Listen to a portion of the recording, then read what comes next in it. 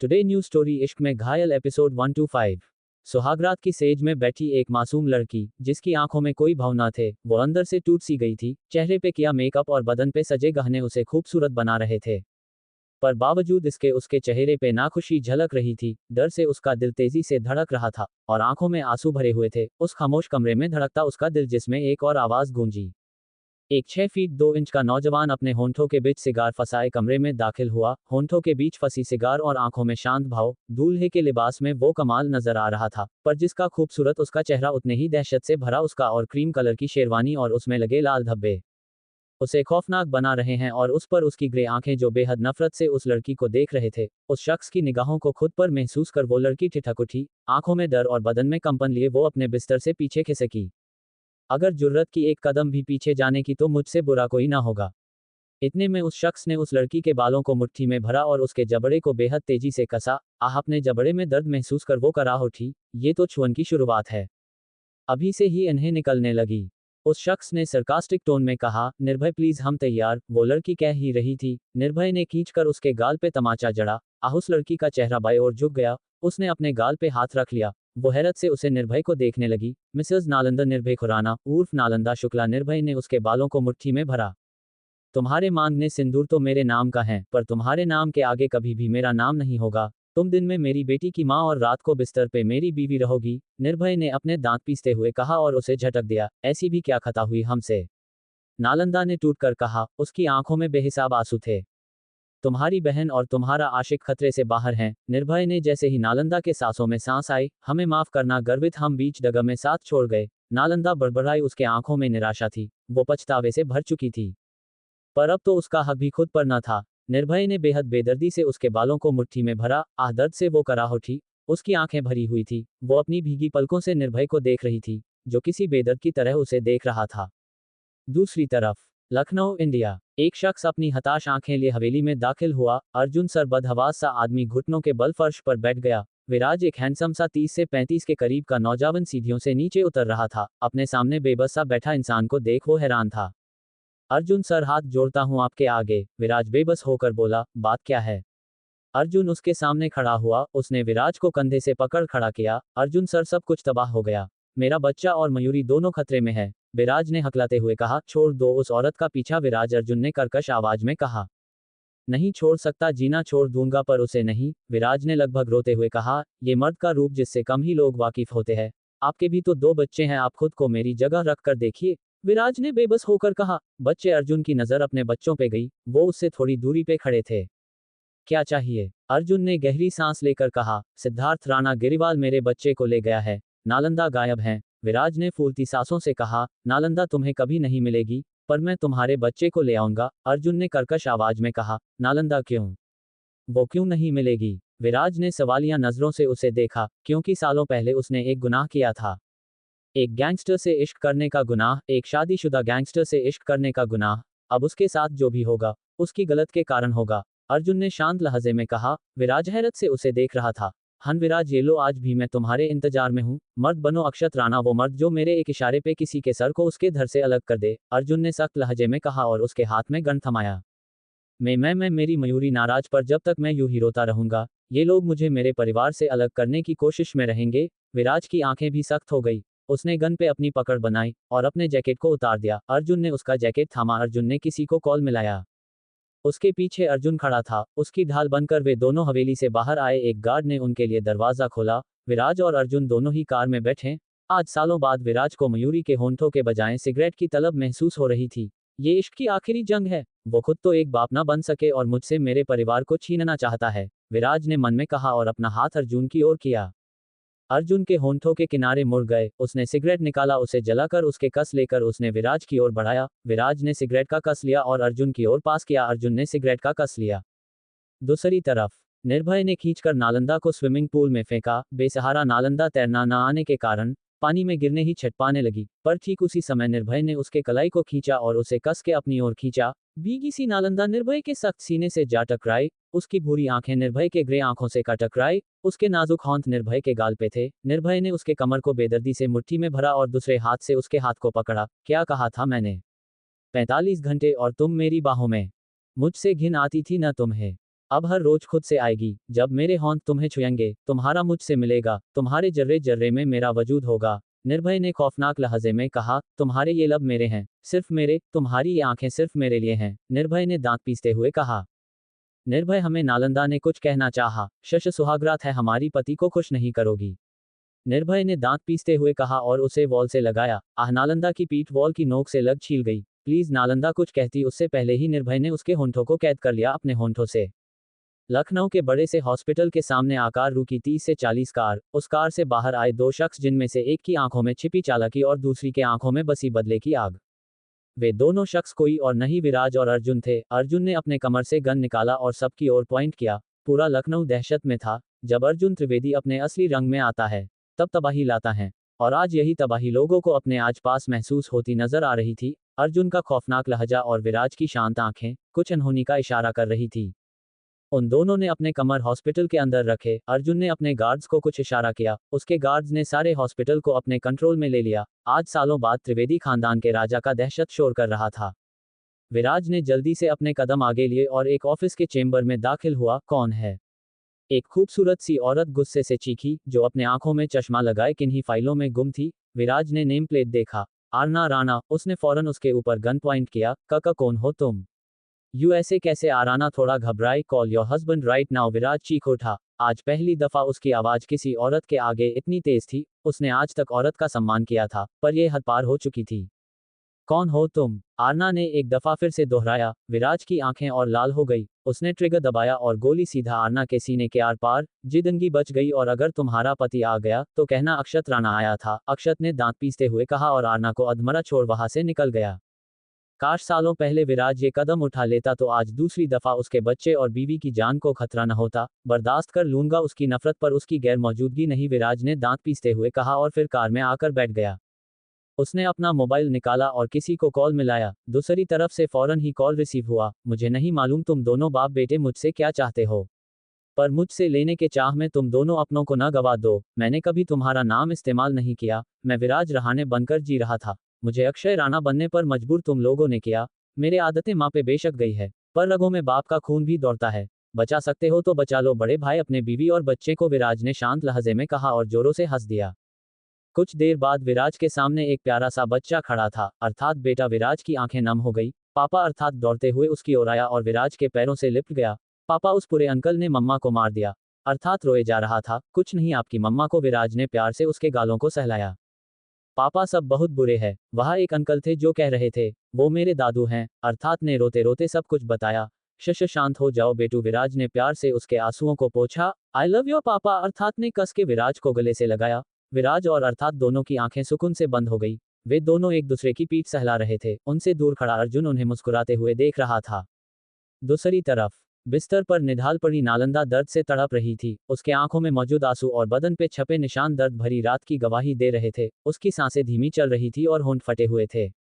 नालंदा बेलिबास बिस्तर अधमरी सी हालत में लेटी लंबी लंबी सांसें ले रही थी। उसके पूरे बदन पर लाल निशान थे, जिससे लहू भी रिस रहा था। बाल उलझे हुए थे और आंखों में अश्क के साथ बेहिसाब दर्द छलक रहा था। उसे अपने कमर के नीचे तेज दर्द का एहसास हो रहा था। मामा, नालंदा दर्द से कराह रही थी। हमसे ये दर्द बर्दाश्त नहीं होता, नालंदा ने तड़पते हुए कहा। चुप, एकदम चुप। एक और लफ्ज भी मुंह से निकला तो मुझसे बुरा कोई ना होगा, समझी? इसे अपनी किस्मत मान लो। तुम सिर्फ मेरी जरूरत हो और जरूरत ही रहोगी, निर्भय ने अपने दांत पीसते हुए कहा और उसके मुंह पे कपड़ा दे मारा। उठो और अरण्या के पास जाओ। हाँ, हमें दर्द हो रहा है, हम नहीं उठ सकेंगे, हमें बेहद दर्द हो रहा है निर्भय जी। नालंदा के आंखों में अश्क छलक आए। उसका गला रुंधा हुआ था। उसने बमुश्किल अपने बदन को सफेद चादर से ढका हुआ था, पर सफेद चादर उसके बदन में लगे खून के चपेट में आ रहे थे और उसे लाल किए जा रहे थे। यो, निर्भय ने अपने दांत पिस लिए। मुझे गंदगी कतई गवारा नहीं, निर्भय ने अपने दांत पीसते हुए कहा। हमें दर्द हो रहा है, नालंदा ने सिसकते हुए कहा। उसका बदन टूट रहा था। नालंदा, स्टॉप दिस नॉनसेंस, निर्भय ने चीखते हुए कहा। मिस्टर खुराना प्लीज, हमसे ये बर्दाश्त नहीं हो रहा है, नालंदा ने फूलती सांसों से कहा। वो दर्द से चीखने लगी। माँ, उसकी आंखों में बेहिसाब आंसू थे। शट अप, निर्भय ने दांत पीसते हुए कहा। नालंदा चीख उठी। उसके आंखों में बेहिसाब अश्क थे। पति का ये कौन सा रूप था जिससे वो वाकिफ न थी? उसके पिता और उसके जीजा, वे दोनों ही उसकी माँ और बहन से बेहिसाब प्यार करते थे। उनकी आंखों में उन्हें एक बूंद भी अश्क गवारा न था। क्या पति ऐसे भी होते हैं? नालंदा ने अपने मुंह पे हाथ रख लिया। उसने नमे सर हिलाया। गुड गर्ल, मुझे ऊंची आवाज कतई बर्दाश्त नहीं। अंडरस्टैंड, निर्भय ने सख्त लहजे में कहा। हाँ, नालंदा ने सर हिलाया। बमुश्किल उसने खुद को संभाला और डगमगाते कदमों से वॉशरूम में दाखिल हुई। उसने शॉवर शुरू किया और उसके नीचे बैठ गई। उसमें जरा सी भी ताकत न थी। उसने बमुश्किल खुद को काबू किया और कपड़े पहन वॉशरूम से बाहर निकली। लाल शूट में गुलाबी गाल लिए और सुर्ख लाल होंठ लिए, वो डगमगाते कदमों से कमरे में दाखिल हुई। हाँ, हमें हमारा मोबाइल चाहिए, नालंदा ने हकलाते हुए कहा। चुप करके अरण्या के कमरे में जाओ, निर्भय ने उसे घूर कर कहा। हाँ, नालंदा ने अपने पेट पे हाथ रखा और कमरे से निकल गई। निर्भय नालंदा के कमरे के निकलने के बाद सोफे पे बैठ सिगरेट के कस लेने लगा। इधर नालंदा जैसे ही कमरे से बाहर निकली, उसकी आंखें हैरानी से फैल गई। उसने अपनी नजरों को चारों ओर घुमाया। ये हम कहाँ है? उसने अपने मुंह पे हाथ रख लिया। वो फौरन ही अपने कदम आगे की ओर बढ़ाते हुए उस एरिया से बाहर निकल। अपने सामने का नजारा देख उसकी आंखें बड़ी हो गई। नीले समुद्र के बीचों बीच घिरी हुई नालंदा शिप में थी। वो हैरत से वॉल से टिक गई। उसने अपने मुंह पे हाथ रख लिया। उसकी आंखों में अश्कों की बरसात हो रही थी। ये हम कहा? नालंदा बदहवास सी निर्भय के कमरे की ओर गई। उसने अपने पेट पे हाथ रखा गया था। ये हम कहा है? बमुश्किल उसने सवाल किया। तुम्हें अरण्या के कमरे में जाने जो कहा था मैंने, निर्भय ने अपने दांत पीसते हुए कहा। हम कहा है मिस्टर खुराना। उसकी आवाज भारी हो चुकी थी। उसके बदन में उमड़ता वो दर्द और यूं अनजान जगह एक हैवान के साथ उसे खौफ के समुद्र में गोते लगाने पे मजबूर कर रहे थे। हम कहा है मिस्टर खुराना? उसने रोते हुए पूछा। शट अप, हम दोबारा कभी भी इटली की शक्ल न देख सकोगी। गेट लॉस्ट, निर्भय ने चीखते हुए कहा और अपने कदम नालंदा की ओर बढ़ा दिए। नालंदा निर्भय को अपनी ओर आता देख सहम गई। निर्भय की ग्रे आंखें नालंदा के तरह से बदन को निहार रही थी। उसके आंखों में एक दफा फिर नालंदा को पाने की लालसा समा रही थी। निर्भय की ऐसी निगाह पाकर नालंदा की सांसें अटक गई। उसने खुद को दुपट्टे से अच्छे से ढका और कांपते हुए कदमों से वहां से भाग गई। लेकिन निर्भय के अंदर को खुमारी छा चुकी थी। उसकी आंखों में नालंदा के लिए इच्छा बढ़ती जा रही थी। इधर नालंदा कांपते हुए अरण्या के कमरे में दाखिल हुई। उसकी नजरें एक मासूम चेहरे पे थम सी गई। 1 साल की अरण्या अपना अंगूठा चूसते हुए गहरी नींद में सोई हुई थी। अरण्या को देख नालंदा का दिल धड़क उठा। उसने अपने कदम आगे बढ़ाए, उसके बगल में लेट गई। अरण्या को अपने पास जैसे ही किसी की मौजूदगी का एहसास हुआ, वो कसमसाने लगी। उसकी आंखें धीमे से खुली और बस उसकी नन्ही सी आंखों के सामने नालंदा का हसीन चेहरा था। मम्मा, उसने बेहद प्यार से कहा और नालंदा से चिपक गई। नालंदा ने भी उसे अपने सीने से लगा लिया और उसकी पीठ सहलाने लगी। नालंदा के मासूम स्पर्श से अरण्या जल्द ही नींद ले आगोश में समा गई। रात के आधे पहर गहरी नींद में समाई नालंदा, जिसे अपने बदन पे किसी के छुअन का एहसास हुआ और लबों पे सांसों का आहिस्ता आहिस्ता ये हरकतें बढ़ने लगी और उसे अपने बदन पे गहरी चुभन का एहसास हुआ। वो कराह उठी। उस दर्द के एहसास ने उसके नींद को झंझोर कर रख दिया था। ये आप क्या कर रहे हैं? नालंदा ने दर्द से कराहती हुई कहा। पर निर्भय ने कोई जवाब न देकर उसके कुर्ती को ढीला किया, जिससे उसके नालंदा के स्लीव सरक कर उसके कंधे तक आ गए। उसका कोरा बदन जिसमें बने वो लाल निशान निर्भय के गले को सुखा रहे थे। निर्भय ने खुमारी भरी निगाह से नालंदा के मासूम चेहरे को देखा, जिसका दर्द से बुरा हाल था। Please no, please no. वो अपने छोटे हाथ से निर्भय के कंधे को थाम उसे खुद से दूर करने के जदोजहद में थी, पर उसका जज्बा निर्भय के जुनून के सामने फिंका पड़ गया। Please no, I can't bear you, please mister Khurana. Nalanda के आंखों में बेहिसाब आंसू थे। उसने जी तोड़ कोशिश की, पर निर्भय ने उसे छोड़ने के बजाय और कसके जकड़ लिया। प्लीज, ये जबरदस्ती क्यों? नालंदा ने रोते हुए कहा। उसका गला रूंधता जा रहा था। उसकी सांसों का इत्र फिजाओं में घुल रहे थे। प्लीज निर्भय, प्लीज। नालंदा ने अपनी जान लगाकर निर्भय को धक्का दिया। निर्भय जो मदहोशी के खुमार में छाया हुआ था, उसकी मदहोशी एकदम से फंकता हो चुकी थी। यो, निर्भय ने चीखते हुए कहा और झटके में उसके बालों को अपनी मुट्ठी में भरकर उसके चेहरे को करीब किया।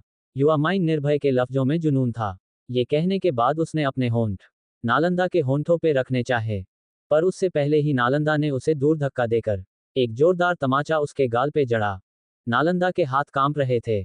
उसने अपने उस होंठ को देखा जिससे उसने निर्भय को थप्पड़ मारा था। आई एम सॉरी गर्वित, नालंदा ने कांपते हुए कहा। गर्वित? निर्भय की आंखें पैनी हो गई। नालंदा ने अपने मुंह पे हाथ रख लिया। अनजाने में हाथ उठ गया, उसने कहा, और अगले ही पल वहां से भागने लगी। नालंदा निर्भय चीख उठा। पर नालंदा के कानों में जू तक न रेंगी। वो हमें नहीं छोड़ेंगे, नालंदा ने कांपते लबों से कहा। निर्भय ने इस कदर उसके जहन में अपने लिए खौफ बसा लिया था, उसे लग रहा था कि ये उसकी जिंदगी का आखिरी दिन हो। नालंदा बदहवास सी भागी और उसके कदम क्रूज के आखिरी जगह पे रुके। हे महादेव, हम क्या करें, नालंदा ने खुद से कहा। अगले ही पल उसके कानों में धुन सुनाई दी। निर्भय विशल बजाते हुए उसके सामने आ खड़ा हुआ। उसके चेहरे के भाव शून्य थे। नालंदा के माथे पे पसीने की बूंद थी। उसने कांपते हुए निर्भय को देखा। उसे अपने सामने खड़ा उसका पति किसी हैवान से कम नहीं नजर आ रहा था। नालंदा निर्भय ने अपने गर्दन को टेढ़ा कर कहा और अपने कदम उसकी ओर बढ़ा दिए। हाँ, हम आपके साथ नहीं रह सकते, उसने कहा और एक नजर क्रूज के नीचे गहरे पानी को देखा। हे महादेव, निर्भय ने अपने कदम आगे बढ़ाए। उससे पहले ही नालंदा वहां से कूद गई। ए लड़की, निर्भय जोरों से चीखा। उसने नालंदा का हाथ थामना चाहा पर नालंदा समुद्र की गहराई में डूब चुकी थी। नालंदा निर्भय ने भी छलांग लगाया। ये लड़की, निर्भय पानी की गहराई तक उतरा। आहिस्ता आहिस्ता उसके आंखों के सामने एक चेहरा नजर आया और उससे रिसता हुआ लहू पानी को अपने रंग में ढाल रहा था। निर्भय ने उसे अपनी बाहों के घेरे में लिया और पानी से बाहर अपना चेहरा निकाला। वो लंबी लंबी सांस ले रहा था, उसकी आंखों में बेहद गुस्सा था। ये लड़की खुद को समझती क्या है। उसका जी तो चाह रहा था कि इस लड़की की जान ले ले। ए लड़की, निर्भय ने नालंदा के गालों को थपथपाया।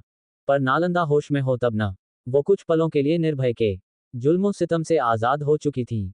दूसरी तरफ वेनिस, इटली, समुद्र किनारे खड़ी एक मासूम सी लड़की अपने आंखों में उदासी लिए थे। उस खुले माहौल में गुजरती हवाएं उसके चेहरे को चूमते हुए अपना निशान छोड़ रही थी। क्या जवाब दूंगी माँ को, उसने कहा और अनजाने में अपना पांव आगे बढ़ाया। मिस रूहानी, एक सफेद हॉन्थ ने उसे थामकर खुद के करीब किया। रूहानी, वो इस हादसे के लिए तैयार न थी, इसलिए वो सीधा उस शख्स के सीने से जा टकराए।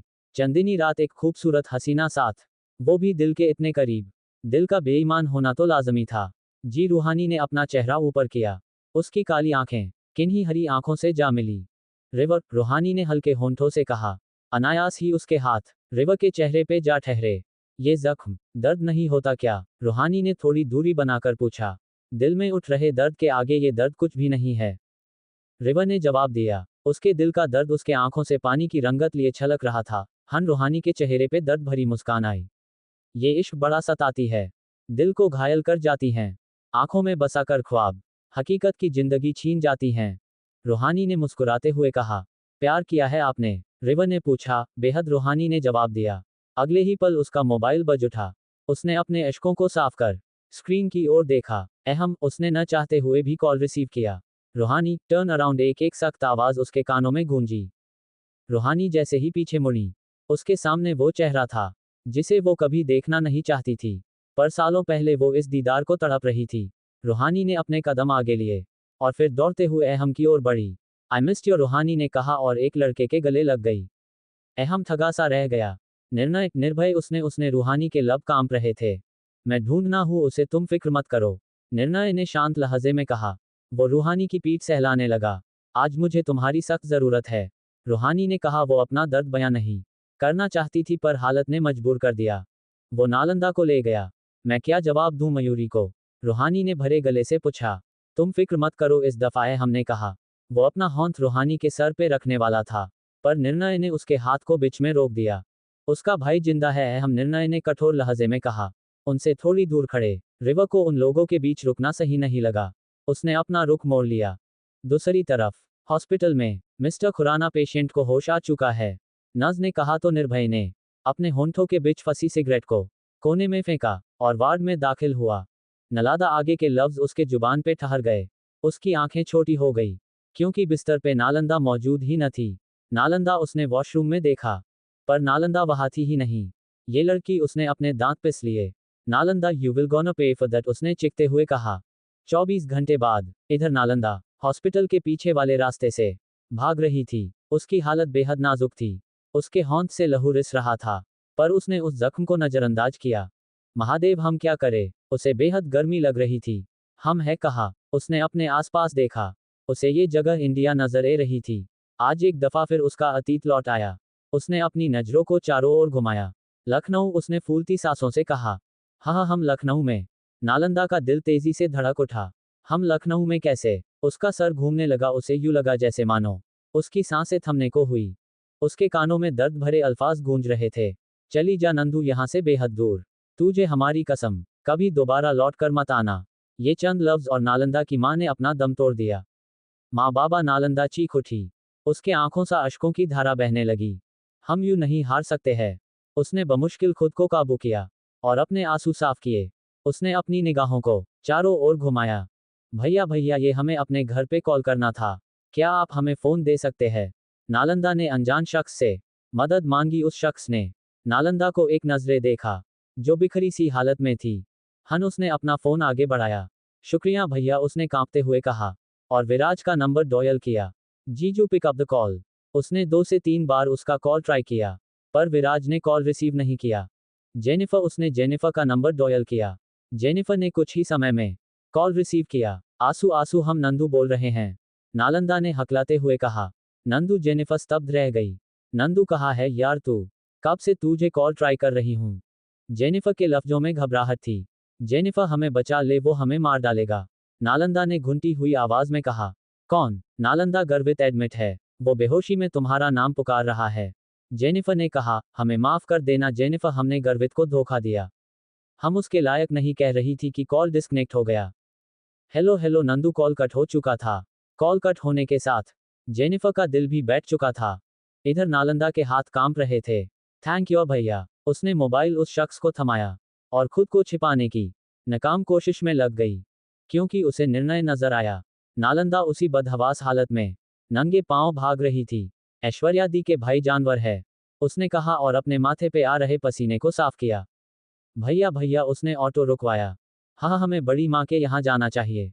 मैडम, कहाँ जाना है? ऑटो वाले ने पूछा। नारायण नगर गायत्री मंदिर के ठीक सामने, नालंदा ने कांपते हुए कहा। विक्रम शुक्ला के यहाँ? ऑटो वाले ने पूछा। हाँ, नालंदा ने सर हिलाया। वो बेहद डरी हुई थी। मैडम, कुछ बात है क्या आप इतनी डरी हुई? ऑटो वाले ने पूछा। नहीं भैया, आप जल्दी चलिए, नालंदा ने कांपते हुए कहा। वैसे मैडम, आप विक्रम शुक्ला को जानती हैं? ऑटो वाले ने पूछा। हाँ, बड़े पापा है वो हमारे, आईपीएस सम्राट शुक्ला की बेटी है हम। आप जानते तो होंगे उन्हें, नालंदा ने चिढ़कर कहा। ऑटो वाला चुप हो गया। उसके चुप होते ही नालंदा ने राहत की सांस ली। उसका दिल तेजी से धड़क रहा था। उसकी सांसें बेकाबू थी, बदन में कंपकपाहट थी, निर्भय का खौफ उसके रूह तक समाया हुआ था। उसने अपने सर पर हाथ रखा, लंबी लंबी सांसें ले रही थी कि एक झटके में ऑटो रुकी। क्या हुआ भैया? नालंदा ने ऑटो वाले से पूछा। मैडम, ऑटो वाला घबराया हुआ था। बाबा, बात क्या है? नालंदा ने ऑटो से बाहर अपने कदम रखे। उसकी सांसें थम गई। उसके सामने निर्णय कार की बोनट से टेक लगाए, अपनी हाथ में बंदूक लिए खड़ा था। निर्णायक का ये कौन सा रूप था जिससे नालंदा वाकिफ न थी? निर्णय जिंदल, ये तो जिंदल साहब है, ऑटो वाले ने कहा। नालंदा, घर चलो, निर्णय ने सख्त लहजे में कहा। नालंदा कांप उठी। उसने नमे सर हिलाया। नालंदा, चलो मेरे साथ, निर्णय ने खौफनाक लहजे में कहा। निर्णय, प्लीज, हम नहीं जाएंगे, आपका भाई जानवर है, नालंदा ने रोते हुए कहा। वो अपने दर्द को छिपा न सकी। नहीं प्लीज, हमें जाने दो, प्लीज, हम हाथ जोड़ते हैं तुम्हारे आगे, प्लीज। अपने आंखों में बेहिसाब अश्क लिए अपने सामने खड़े बेदर्द निर्णय से भीख मांग रही थी। नालंदा, चलो, तमाशा मत करो, उस निर्णय ने सख्त लहजे में कहा। निर्णय, प्लीज, हमें नहीं जाना, नालंदा ने बदहवास हालत में कहा। नालंदा, निर्णय के जबड़े कस गए। नालंदा, एक दफा कह दिया न चलो, तमाशा मत करो, निर्णय ने चीखते हुए कहा। हमें नहीं जाना, नालंदा ने रोते हुए कहा, और निर्णय को धक्का देकर भाग निकली। Nalanda, you will gonna pay for that, निर्णय ने अपने दांत पीसते हुए कहा और अपने लंबे कदम लिए। सेड स्टॉप, नालंदा, निर्णय बेहद आक्रोश में चीखा। उसकी चीख इतनी तेज थी, नालंदा की रूह को झंझोर गई, पर अगले ही पल उसने अपने सांसों को काबू किया और तेज कदमों से भागी। हमें नहीं जाना, क्या खता थी हमारी? हमें किस खता की सजा मिल रही है? हम नालंदा की आंखों में बेहिसाब आंसू थे।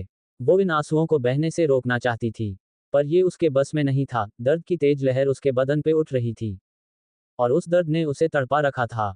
पर जिंदगी और मौत के दरवाजे में उसने अब तक जिंदगी के राहें ही चुनी थी। वो बस खुद को बचाना चाह रही थी। माँ बाबा, नालंदा बेख्याली ने डूब चुकी थी, इसलिए उसे अपने सामने से आती हुई कार नजर न आए और वो उस कार से जा टकराए। महादेव, एक तेज आवाज उस काली घनी अंधेरी सुनसान रात में गूंज उठी और नालंदा जख्मी सी सड़क पर गिर पड़ी। उसकी खुली आंखें और सर से रिसता हुआ लहू उसके आंसुओं को अपने आक्रोश के लपेट में लेकर बेरंगा से लाल कर रहे थे और सही मायने में वो खून के आंसू रो रही थी। हॉस्पिटल के कॉरिडोर में खड़ी रूहानी बेहद झिझक लिए खड़ी थी। उसके आंखों में शर्मिंदगी नजर आ रही थी। रूहानी, बात क्या है? इतने में किसी ने उसके कंधे पर हाथ रखा। रूहानी का दिल तेजी से धड़कने लगा। उसने अपने आंखों को मिच लिया। दूर हटी अहम, छूना मत हमें, रूहानी ने गुस्से से कहा और अहम की दूर धक्का दिया। जान, मेरी बात तो सुनो।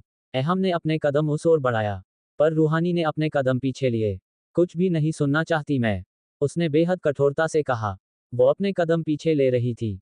इतने में पीछे से आ रहे शख्स से टकरा गई। रूहानी जो अनजाने में टकराए, उसके कदम डगमगाए और वो गिरने को हुई। पर उससे पहले उस शख्स ने रूहानी को कमर से थाम लिया। रूहानी के हाथ उस शख्स के गले पे जा फंसे। I am sorry mister Adams, उसने झिझकते हुए कहा और रिवर से दूर हुई। और बस यही तो अहम के बस के बाहर था। अहम ने रूहानी के कलाई को पकड़ा और उसे वॉल से लगाया। तुम बताओ, तुम मुझे अपनी दोस्त के साथ एक बिस्तर पर बगैर कपड़ों को देखोगी तो क्या समझोगी? वो भी ऐसी तो जिसका कैरेक्टर खराब हो। आज सालों बाद उसने सवाल कर डाला। उसकी आंखें रूहानी के आंखों से टकरा रही थी। रूहानी कुछ पल खामोश रही। आप क्या है हम? आप क्या है? आपसे लाख गुना बेहतर है अरमान। कम से कम अपनी बीवी को धोखा तो नहीं देते हैं वो। आप कौन से शरीफ है? पहली बीवी होने के बावजूद दूसरी से शादी कर लिया। जब बात जिम्मेदारी उठाने की थी, तब मुझे बाजारू कहकर अपने कदम पीछे ले लिया। रूहानी ने अहम को धक्का दिया। यू आर चीटर अहम, यू आर। आपके कारण मैंने अपना दिशु खोया है। मेरी बहन की आखिरी निशानी। नफरत भी छोटा शब्द होगा। नहीं, मैं तो आपका नाम तक लेना गवारा नहीं करती। आप जैसे धोखेबाज को याद तक नहीं करना चाहती हूँ। बदकिस्मती से आप मेरे बच्चों के बाप है। रूहानी ने गुस्से से उसे धक्का दिया और वहां से जाने लगी। उसके आंखों में आंसू थे। उसने अपने अश्कों को बेदर्दी से साफ किया और मयूरी के वार्ड में दाखिल हुई। कुछ दिनों बाद दूसरी तरफ लखनऊ, इंडिया। मम्मा मम्मा बेहोश नालंदा को मीठी सी आवाज सुनाई दी। उसकी उंगलियों में हलचल हुई। उसकी पलकें फड़फड़ाने लगा। अरण्या, उसके लबों पे हल्का सा नाम आया। मम्मा मम्मा। अरण्या उसके ऊपर चढ़ गई। अरण्या के छोटे छोटे होंठ नालंदा के गालों पे थे। मम्मा मम्मा। उसने अपना चेहरा नालंदा के चेहरे पे रखा। नालंदा की पलकें भीग गई। उसकी आंखें आहिस्ता आहिस्ता खुली। अरण्या बेटा, उसने धीमे से कहा और अरण्या को थाम लिया। उठ गई महारानी अगले ही पल। किसी ने नालंदा के बालों को अपनी मुट्ठी में भरा। आह, नालंदा कराह उठी, मां छोड़ो उसे, निर्णय ने गुस्से में कहा और अपनी मां को नालंदा से दूर किया। तुम ठीक तो हो ना? निर्णय ने पूछा। नालंदा ने अपना सर हिला दिया। उसे अपने सर पे तेज दर्द का एहसास हुआ। आह, वो कराह उठी। अरु बेटा इधर आओ, निर्णय ने कहा। पर अरण्या नालंदा ने चिपकी हुई थी। मम्मा, उसने कहा, क्या जादू किया है तूने मेरे बेटे और बच्ची पे? निर्णय की मां कामिनी जिंदल ने अपने दांत पीसते हुए कहा। हम आपको बता दें कि आपके बेटे ने हमसे जबरदस्ती शादी की है, नालंदा ने गुस्से से कहा और अगले ही पल उसका चेहरा दूसरी ओर घूम गया। उसके कानों में सनसी आवाज शोर करने लगी।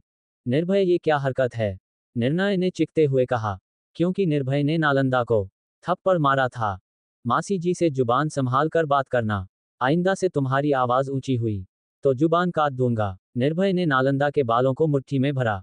फॉर गॉड शेक निर्भय, अरण्या के सामने तो ये मत करो, निर्णय ने कहा। तो निर्भय को होश आया। उसने नालंदा के बालों को अपनी पकड़ से आजाद किया। नालंदा के आंखों में बेहिसाब आंसू थे। अभी 5 मिनट भी न हुए थे उसे होश आए हुए, और उसकी ऐसी हालत उसे उसके घर वाले नाजों से रखते थे। और यहाँ ऐसी कौन सी खता थी? नालंदा ने भरे गले से कहा। पिछले 1 सप्ताह से यूं ही पड़ी हुई हो, कामिनी ने चिढ़कर कहा। और ये लो, तुम्हारी बहन ने भिजवाए है ये तुम्हारी माँ की निशानी। कामिनी ने एक गुच्छा बिस्तर पर रखा और पैर पटक कर चली गई। निर्भय ने खौफनाक लहजे में कहा।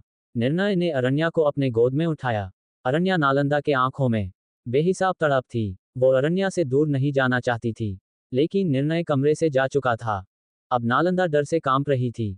कितनी कोशिश की थी उसने, वो निर्भय के साथ नहीं रह सकती। एक तो निर्भय उससे प्यार नहीं करता था, ऊपर से उसकी इज्जत भी नहीं करता। वो डर से कांप रही थी। कांपने के कारण उसका बिस्तर हिल रहा था। आहिस्ता आहिस्ता उसे निर्भय की करीबी का एहसास हुआ। निर्भय से आती खुशबू उसके नाक से टकरा रही थी। चंद ही लम्हों में उसे अपने चीन में निर्भय की हौंद का एहसास हुआ। नालंदा अंदर तक से हर उठी। उसके लब बेतरतीबी से थरथरा रहे थे। अगले ही पल उसे अपने होंठों पे निर्भय के होंठों का एहसास हुआ। नालंदा कांप उठी। उसे अपने वजूद पे निर्भय के हाथ महसूस हुए। निर्भय ने एक झटके में उसे अपने नीचे किया और उसके होंठों को आहिस्ता आहिस्ता चूमने लगा। लीव, नालंदा कसमसाने लगी, पर निर्भय ने उसे कस के अपनी बाहों में जकड़ लिया। चुपचाप रहो, बहुत इंतजार कर चुका हूं मैं, उसने अपने दांत पीसते हुए कहा। मिस्टर खुराना, नालंदा ने खुद को ढीला छोड़ दिया। उसके आंखों से अश्क छलक कर निर्भय के उंगलियों के निशान को मिटा रहे थे। कोई इस कदर कैसे हो सकता है, अपनी ही बीवी को बेअबरू। पर मिस्टर खुराना तो हमें बीवी मानते ही नहीं। उन्होंने तो पहले ही कहा कि हम उनकी जरूरत है, सिर्फ जरूरत। नालंदा ने मन में कहा। उसे जरा सा भी अंदाजा ना था कि वो किसी की जरूरत बनकर रह जाएगी। निर्भय उसे बेलीबास कर चुका था। हमें दर्द हो रहा है, नालंदा ने तड़पते हुए कहा। आदत डाल लो, निर्भय ने फूलती सांसों से कहा। नालंदा का दर्द से बुरा हाल हो रहा था। प्लीज डू स्लोली, हमें बेहद दर्द हो रहा है, धीरे धीरे कीजिए ना प्लीज, नालंदा ने फूलती सांसों से कहा। उसका चेहरा पसीने तारबदर हो चुका था। प्लीज धीमे प्लीज। आह, निर्भय की रफ्तार और तेज हो गई। प्लीज निर्भय प्लीज, हम मर जाएंगे, नालंदा ने टूटते लफ्जों में कहा। तो निर्भय की रफ्तार धीमी हुई। वो अपनी जरूरत को कैसे मरने दे भला। निर्भय ने नालंदा के पसीने से भीग चुके चेहरे को देखा। नालंदा गहरी गहरी सांस ले रही थी। उसे अपने पेट के निचले भाग में बेहद तेज दर्द का एहसास हुआ। क्यों कर रहे हैं आप, अब तो बख्श दीजिए ना, नालंदा ने दर्द भरे लहजे में कहा। अगले ही पल वो करा उठी। निर्भय ने उसके जबड़े को कस लिया। जस्ट रिमेंबर्ड वन थिंग, तुम मुझसे दूर नहीं भाग सकती। अगर तुमने दोबारा भागने की कोशिश की तो मैं उस पिल्ले को जान से मार डालूंगा, निर्भय ने अपने दांत पीसते हुए कहा। हमें अपनी बहन से मिलना है, उसने रोते हुए कहा। कोई नहीं है तुम्हारा जो हूं मैं हूं। मैंने कह दिया है उनसे कि तुमसे दूर रहे, वरना वे लोग तुम्हारा मरा हुआ मुंह देखेंगे। तो मार दीजिए ना हमें, नालंदा बगैर किसी भाव के कहा। वो बेजान गुड़िया सी लेटी हुई थी। नालंदा की दर्द भरी आवाज एक दफा फिर से गूंजने लगी। क्यों, ऐसी भी क्या खता थी हमारी, नालंदा ने मन में कहा। आहिस्ता आहिस्ता उसकी सांसें धीमी होने लगी। उसकी आंखों के सामने एक चेहरा आया। गर्वित, उसने अपना हाथ आगे बढ़ाया। जान, यूं न तड़पाओ मुझे, और तुम कितना सताओगी, तरस नहीं आती मुझ पर, गर्वित ने भरे गले से कहा। मुझे माफ कर देना, न प्यार दे पाए और न ही वफा, उसने धीमे से कहा। गर्वित, निर्भय ने गर्दन को टेढ़ा किया और नालंदा के ऊपर से हटा। नालंदा को अब थोड़ी राहत मिली। उसकी आंखें बंद थी, वो लंबी लंबी सांसें ले रही थी। कुछ पल राहत के मिले ही थे, इतने में वो दर्द से करा उठी। नालंदा की चीख इतनी तेज थी कि कमरे के बाहर तक सुनाई दे रही थी। एक पल को तो नौकरों के रूह भी कांप उठे। इधर नालंदा दर्द से तड़प रही थी। दर्द से तड़पती नालंदा अपने माँ बाप को याद कर रही थी, जो उस पर एक खरोच भी बर्दाश्त नहीं करते थे। ये जिंदगी ने कैसा मोड़ लिया, उसे तबाही के राह में खड़ा कर दिया। माँ वो दर्द से तड़प रही थी। इतने में निर्भय ने उसे फिर से अपनी ओर किया और उसके मुंह में एक दवाई डाला। खाओ इसे, मुझे कोई बच्चा नहीं चाहिए, उसने अपने दांत पीसते हुए कहा। नालंदा ने उस दवाई को गले से उतारा। दफा हो जाओ यहां से, निर्भय ने चिखते हुए कहा। दूसरे कमरे में मम्मा, अरण्या ने मासूम आवाज में कहा। बेबी मम्मा पापा के साथ है, निर्णय ने अरण्या के पीठ को सहलाया। चाचू, अरण्या इशारों में निर्णय से बातें करने लगी। डॉटम मम्मा कहा। वो सो क्यों रही थी इतने दिनों से, अरण्या ने अपनी भाषा के पूछा। निर्णय के चेहरे पर सुकून वाली मुस्कान तैर गई। अभी मेरी अरण्या होती, हमारी भी एक गुड़िया होती, तुम्हारी जगह कोई नहीं ले सकता। अरण्या, बेहद मोहब्बत है तुमसे, निर्णय ने अपने आंखों को मिचकर कहा। उसके आंखों के सामने एक बेहद हसीन चेहरा घूमने लगा। निर्णय, छोड़ो न, क्या कर रहे हो, कोई आ जाएगा, उस हसीना ने निर्णय को खुद से दूर किया। अरण्या प्लीज, निर्णय ने अरण्या के शूट के डोरियां को अपनी उंगली में उलझाया और उसे आहिस्ता आहिस्ता अपनी ओर खींचा। निर्णय, अरण्या की सांसें अटक गई। निर्णय ने उन डोरियों को खींच डाला। अरण्या की सांसें थम गई। उसके दिल ने रफ्तार पकड़ ली। निर्णय, उसने लंबी सांस लेकर कहा, क्योंकि निर्णय उसके कंधे पे अपने होंठ चला रहा था। अरण्या की आंखें बंद हो चुकी थी। आई लव यू निर्णय, अरण्या ने कहा। उसकी आंखें ताउम्र के लिए बंद हो गई। अरण्या, निर्णय की आंखें खुली। उसकी अरण्या के साथ न थी, उसके गोद में उसकी निशानी थी, छोटी अरण्या। निर्णय ने अरण्या के माथे को चूमा। अरण्या सो चुकी थी। वो उसे अपने बिस्तर तक ले आया, आहिस्ता से बिस्तर पर लेट गया। निर्णय उसकी पीठ सहलाने लगा। अरण्या अपना अंगूठा चूसते हुए सो गई। निर्णय ने शांत होकर अरण्या को देखा। उसे अपना गला सूखता सा एहसास हुआ। निर्णय बगल के मेज में देखा, पानी का बोतल खाली था। पानी की बोतल लेकर वो अपने कमरे से बाहर आया। नालंदा, उसने पानी को बोतल को साइड रखा। और नालंदा की ओर बढ़ा। घायल सी नालंदा डगमगाते कदमों से निर्भय के कमरे से बाहर निकल रही थी। उसका पूरा बदन कांप रहा था। तुम बाहर क्या कर रही हो? निर्णय ने शांत लहजे में पूछा। हाँ हम जा रहे हैं। गुस्सा न करे, नालंदा ने कांपते हुए कहा और गिरने को हुई। पर निर्णय ने उसे थाम लिया। इसे तो बहुत तेज बुखार है, उसने धीमे से कहा। नालंदा, निर्णय ने उसे संभाला। नालंदा की तो आंखें भी खुल नहीं रही थी। अब हमसे नहीं होगा, हम मर जाएंगे। प्लीज जाने दीजिए ना हमें, हम आपको बर्दाश्त नहीं कर पाएंगे, नालंदा थकी हुई आवाज में कहा। उसे लग रहा था कि निर्भय ने उसे थामा है।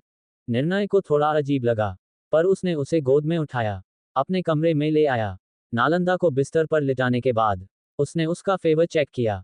नंदू, तुमने कुछ खाया? निर्णय नालंदा के गाल थपथपाते हुए पूछ रहा था। नालंदा ने नमे सर हिलाया। निर्णय अपने कमरे से बाहर आया और नालंदा के लिए सूप बनाने लगा। क्या बात है, हमारे पति देव समझदार हो गए। निर्णय के कानों में मीठी सी आवाज गूंजी। निर्णय ने उस आवाज की ओर देखा। ये वही जालिम थी जो बीच डगर में उसका साथ छोड़ गई थी।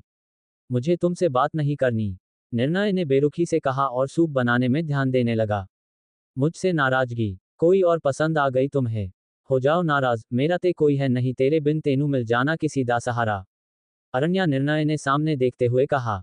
अरण्या मुस्कुराई। क्या पतिदेव 30 के हो गए हो? पूरी जवानी ऐसे ही काटनी है? अरण्या ने मुस्कुराते हुए कहा। तुम बहुत बेशर्म हो गई हो, निर्णय ने उसे घूरते हुए कहा। बीवी भी तो तुम्हारी हूं ना, अरण्या ने उसे चिढ़ाते हुए कहा। मुझे तुमसे कोई बात नहीं करनी, निर्णय ने चिढ़कर कहा। जो रूठोगे इस कदर तो मना ना पाऊंगी, एक दफा चली गई तो वापस आ ना पाऊंगी, अरण्या ने आंखों में दर्द लिए कहा। अरण्या मत जाओ, निर्णय घबरा गया। जा रही हूं, तुम प्यार नहीं करते मुझसे, अरण्या ने कहा आहिस्ता आहिस्ता। वो उसकी आंखों से ओझल हो गई। अरण्या, निर्णय अपने कदम बढ़ाता, पर उसका हाथ गर्म बोल में जा लगा। निर्णय अपने होश में आया। अगले जन्म में तुम्हें बताऊंगा किस कदर तड़प रहा हूं तुम्हारे बगैर, निर्णय ने कहा, और फिर अपने कमरे में दाखिल हुआ। उसने देखा नालंदा सोई हुई है। उसने नालंदा को उठाया। नालंदा बेहद कमजोर नजर आ रही थी। उसने उसे बेड के क्राउन से टेक लगाकर बैठाया। आहिस्ता आहिस्ता उसे सूप पिलाने लगा। नालंदा को भी काफी भूख लगी थी, इसलिए वो जल्दी सूप खत्म कर गई। निर्णय ने उसके चेहरे को साफ किया और उसे दवाई खिलाकर सुला दिया। निर्णय ने नालंदा को अच्छे से ब्लैंकेट से ढका। नालंदा को नींद में महसूस हुआ कि उसके साथ कोई सोया है। तो वही अरण्या की हल्की सी आंख खुली। मम्मा, वो खुश हो गई। वो नालंदा के करीब गई और उसके होंठ को अपने ऊपर रखा। नालंदा ने भी उसे खुद से लगा लिया। निर्णय वो कमरे से बाहर निकल गया। दूसरा दिन, गांधीनगर, गुजरात, खन्ना पैलेस। झिझक से भरी हुई रूहानी खन्ना पैलेस में दाखिल हुई, पर वहां का माहौल ही कुछ अलग था। उसने देखा वहां थोड़ी भीड़ थी। अर्जुन त्रिवेदी, उसने धीमे से कहा। मां, इतने में 2 बच्चे उससे आकर उसके पैरों से लिपट गए। हाय मेरा बच्चा, रूहानी ने उन्हें खुद से अलग किया और आहिस्ता आहिस्ता उनके माथे पे चूमा। मिस योर बेबी, उसने कहा। वी मिस्ड योर टू मम्मा, उसके बच्चों ने कहा और उसके गालों पे किस किया। कोयल तितली, इतने में एक औरत उनके सामने खड़ी हो गई। सॉरी बड़ी माँ, हमें जाना होगा, कोयल और तितली ने कहा। डोंट माइंड रूहानी, आज के लिए इन्हें यही छोड़ दो। वो बच्चा, उस औरत ने झिझकते हुए कहा। वैशाली दी, बात क्या है? रूहानी ने पूछा। वैशाली उसका हाथ पकड़ उस ओर ले आई। ये कावेरी के देवर और वो उनकी बीवी वृंदा तुम, रूहानी ने हैरत से कहा। अपना नाम सुनते ही वृंदा ने अपना चेहरा उठाया। जिसके गोद में एक 5 साल का बच्चा था, वो उसे खुद से लगाकर शांत करने की कोशिश कर रही थी। रूहानी वृंदा भी उसे देख हैरान थी। क्या तुम दोनों जानते हो एक दूसरे को? वैशाली ने पूछा। हाँ, नालंदा की बड़ी बहन है वृंदा, रूहानी ने कहा। उसका दिल धकसा रह गया। पर तुम यहाँ क्या कर रही हो? रूहानी ने पूछा। हम बाद में बताएंगे तुम्हें, वृंदा ने मायूसी से कहा और उस बच्चे के सर को सहलाने लगी। माँ माँ, वो बच्चा रोए जा रहा था। आ जाएगी माँ, बेटू रोते नहीं, वैशाली ने कहा। नहीं आएगी इसकी माँ, इतने में रुद्राक्ष ने कहा। रुद्र, चुप कीजिए ना, वृंदा को तेज गुस्सा आया। कैसे चुप करूं विनी, कैसे? अरमान ने कहीं का छोड़ा है हमें, आज उसके कारण प्रार्थना। रुद्राक्ष कहते कहते रुक गया। क्या रुद्र कहते क्यों नहीं कि प्यार करते हैं आप अपनी प्रार्थना से? वृंदा गुस्से में चीखी। उसके आंखों में आंसू थे। शादी के 8 साल बाद भी उसका पति उसका नहीं हो सका। वृंदा, बात ऐसी नहीं, हमें कुछ भी नहीं सुनना है, वृंदा ने गुस्से में कहा और उस बच्चे को लेकर चली गई। रुद्राक्ष हताश होकर बैठ गया। तो वही अर्जुन उसके होंठों के किनारे मुड़ गए, इस तरह दोनों को झाड़गता देखकर। आप वृंदा के पति हैं, रूहानी ने झिझकते हुए कहा। तुम्हें क्या लगता है वो अपने पड़ोसी पे चीख के जाएगी ऐसे? रुद्राक्ष ने कहा और अपना सर सोफे पे सर टिकाया। सुनिए, वो रूहानी रुद्राक्ष से कुछ कहने को हुई, पर उससे पहले ही अहम ने उसका होंठ खींचा और बेहद तेजी से उसे कमरे में ले आया। ये क्या बदतमीजी है? रूहानी ने गुस्से में पूछा। बदतमीजी क्या करने जा रही थी तुम? भूल कर भी रुद्राक्ष को नालंदा और निर्भय के बारे में नहीं मालूम होना चाहिए, समझी तुम? अहम ने थोड़े सख्त लहजे में कहा। पागल है आप? जीजा है वो उसका, छोड़िए, मुझे जाने दीजिए, रूहानी ने गुस्से में कहा। रूहानी, मेरी बात समझो, अहम ने कहा। क्या समझूं आपकी बात? जाने दीजिए, रूहानी ने एक दफा फिर से कहा। Don't try to understand, god damn it. तुम्हारा जान ले लेगा नालंदा की। देखना चाहती हो उसका पागलपन? अहम ने गुस्से में कहा। रूहानी स्तब्ध रह गई। वो हैरत से अहम को देख रही थी। हाँ रूहानी, सच कह रहा हूँ। कॉल करो निर्णय को और बोलो कि वीडियो कॉल पे नालंदा से बात करवाए। नालंदा की हालात और उसके शरीर पे मौजूद निशानी तुम्हें हकीकत से रूबरू करवाएंगे। अहम ने कहा। कॉल हिम रूहानी, सच्चाई तुम्हारे सामने होगी। डू यू नो, निर्भय के साथ अरमान खड़ा तो मैं भी रुद्राक्ष की मदद नहीं कर सकूंगा। अहम ने कहा। पर मेरा भाई इतना बेदर्दी है क्या? रूहानी ने खोए हुए अंदाज में पूछा। गैंगस्टर था वो, तुम्हें क्या लगता है यूं ही बन गया? अहम ने कहा। दूसरी तरफ इटली में मयूरी विराज ने उसके कंधे पर हाथ रखा। विराज जी, हमारी नंदू ऐसा नहीं कर सकती, वो तो खुश थी। गर्वित परफेक्ट मैच था उसके लिए, मयूरी ने कहा और रोने लगी। कोई बात नहीं, पर मैं एक दफा नालंदा के मुंह से सुनना चाहता हूं कि वो खुश हैं। कहा है और कैसी? वो मेरे साथ ना सही। मयूरी के सामने बैठा नालंदा का मंगेतर बेहद दर्द में था। मैं कह रही हूं नालंदा जरूर किसी मुसीबत में है, उसने खुद कहा था मुझसे, जेनिफर ने कहा और कॉल रिकॉर्डिंग प्ले किया जिसमें नालंदा डरी सहमी रो रही थी। पक्का वो किसी मुसीबत में है, जेनिफर ने कहा। तो फिर ये लेटर, ये नालंदा की हैंडराइटिंग है, मयूरी ने कहा। उसका दिल बैठा जा रहा था। वो कॉल इंडिया से आया था, लखनऊ से, जेनिफर ने कहा। लखनऊ? मयूरी, विराज और गर्वित तीनों एक दूसरे को देखने लगे। कहीं ये हा गर्वित, हमें जल्द ही इंडिया जाना होगा, विराज ने कहा। इतनी बड़ी गलती हमसे कैसे हो गई? गर्वित ने अपना सर पकड़ लिया। मुझे रुद्र को कांटेक्ट कर होगा, विराज ने कहा। दूसरी तरफ लखनऊ, इंडिया, नालंदा निर्णय के कमरे में बाहर आई। उसका बुखार उतर चुका था, पर मेंशन में थोड़ी हलचल थी। वो आहिस्ता आहिस्ता हाल की ओर आई। ऐश्वर्या दी, उसने हैरत से कहा। नालंदा ऐश्वर्या भी अपने जगह से खड़ी हो गई। उसके गोद में भी एक 5 साल की बच्ची थी।